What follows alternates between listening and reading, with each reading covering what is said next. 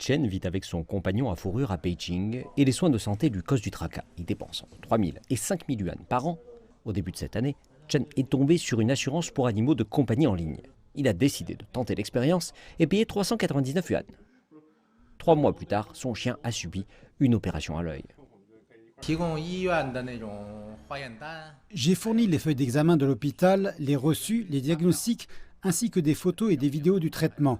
J'ai dépensé environ 5 000 yuan et l'assurance a couvert 3 000 yuan. Cela m'a permis d'économiser beaucoup d'argent. Chen n'est pas le seul dans ce cas. Zhang, qui habite dans la ville méridionale de Shenzhen, avec ses 3 chats, pense également qu'une telle assurance pour animaux de compagnie permet d'économiser de l'argent. J'avais l'habitude de dépenser près de 8 000 yuan par an pour des soins de santé pour chacun de mes chats. Mais l'assurance couvre désormais près de 70% des coûts, me permettant d'économiser environ 5 000 yuan par an. L'industrie des soins de santé pour animaux de compagnie a connu une croissance rapide ces dernières années, avec un taux de croissance de près de 20% au cours des 3 dernières années. Mais la couverture des assurances pour animaux de compagnie en Chine est encore inférieure à 1%, car de nombreux propriétaires d'animaux hésitent. Shao dit qu'elle a dépensé plus de 1 000 yuan en soins de santé de son chiot.